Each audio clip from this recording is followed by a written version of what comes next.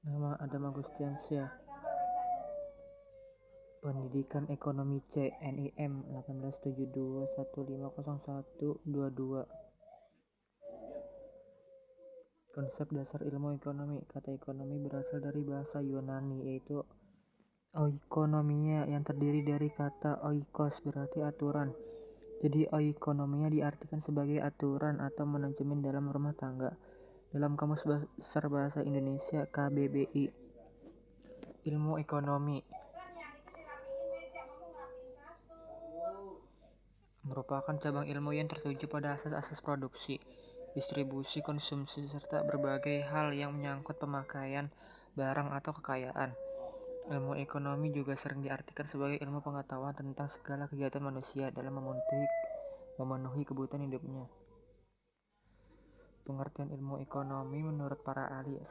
Adam Smith mendefinisikan ilmu ekonomi sebagai ilmu sistematis yang mempelajari tingkah laku manusia dalam usahanya mengalokasikan sumber daya yang terbatas untuk mencapai tujuan tertentu. 2. Aristoteles berpendapat bahwa ilmu ekonomi adalah suatu cabang ilmu yang bisa digunakan melalui dua jalan, yaitu adanya kemungkinan untuk dipakai dan kemungkinan untuk ditukarkan dengan barang. Pendapat ini berkaitan dengan nilai pemakaian dan nilai pertukaran dalam materi ekonomi. Pembagian ilmu ekonomi. Menurut Alfred W. Stoigner, kajian ilmu ekonomi terbagi menjadi 3 kelompok. Ilmu ekonomi deskriptif. Sesuai namanya, ilmu ekonomi ini akan memberikan deskripsi terhadap data-data yang menggambarkan kenyataan atau fenomena yang terjadi. Ilmu ekonomi terapan. Ilmu ekonomi terapan berkaitan dengan pemanfaatan ekonomi secara praktis oleh individu atau kelompok dalam mengambil kebijakan pedoman atau standar dengan tujuan mengatasi masalah ekonomi tertentu. Ilmu ekonomi teori. Ilmu ekonomi teori berupa menjelaskan pengertian hubungan sebab akibat serta cara kerja sistem. Prinsip ekonomi. Dalam prinsip ekonomi, manusia dalam memenuhi kebutuhannya akan berusaha mencapai hasil besar sebesar-besarnya dengan berlandaskan prinsip ekonomi. 1. Tindakan ekonomi. 2. Tindakan ekonomi diartikan sebagai upaya untuk memperoleh keuntungan sebesar-besarnya dengan berlandaskan prinsip ekonomi. 3. 2. Motif ekonomi. Motif ekonomi merupakan hal yang menjadi penyebab masyarakat melakukan tindakan ekonomi. 4. Keinginan menjadi makmur. 2. Memperoleh penghargaan. 3. Motif sosial, ingin menolong sesama. Keseimbangan pasar. Pasar merupakan tempat di mana transaksi antara produsen dengan konsumen, atau dengan kata lain pasar merupakan sebuah tempat bertemunya pembeli dengan penjual guna melakukan transaksi ekonomi, yaitu untuk menjual atau membeli suatu barang dan jasa atau sumber daya ekonomi dan berbagai faktor produksi lainnya. Keseimbangan pasar adalah suatu keadaan saat jumlah produk atau barang yang diminta sama dengan jumlah barang yang ditawarkan pada harga tertentu. Keseimbangan pasar atau market equilibrium dapat tercapai jika jumlah produk yang diminta sama dengan jumlah produk yang ditawarkan atau harga dari produk yang ditawarkan sama dengan harga produk yang diminta oleh konsumen. Saat itu juga akan terjadi transaksi antara penjual dan pembeli, sebab telah terjadi kesepakatan harga dan atau jumlah produk yang diinginkan. Masalah ekonomi. Terdapat beberapa masalah pokok perekonomian, yaitu satu masalah pokok perekonomian klasik. Dua masalah ekonomi klasik adalah masalah yang menyangkut sekelimut siklus ekonomi yang lebih sederhana seperti produksi, distribusi, dan konsumsi atas barang yang dihasilkan. Dua masalah distribusi. Masalah distribusi adalah masalah yang menyangkut penyalurkan barang atau jasa hasil produksi kepada konsumen. Tiga, masalah konsumsi. Masalah konsumsi adalah masalah yang menyangkut penggunaan atau pemanfaatan barang yang dihasilkan oleh produsen. Pola kegiatan perekonomian.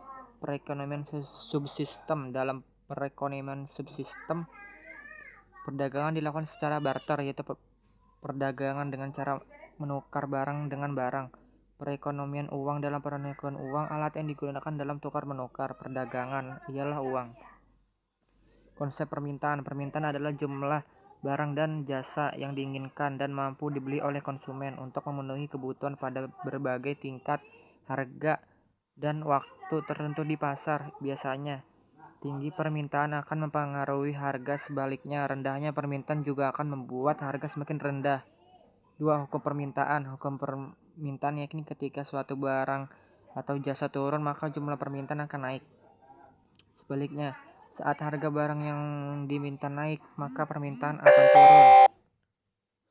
Jenis-jenis permintaan. Permintaan efektif, permintaan yang disertai dengan daya beli, terjadinya transaksi. Permintaan potensial, permintaan yang disertai dengan daya beli namun belum terjadi transaksi.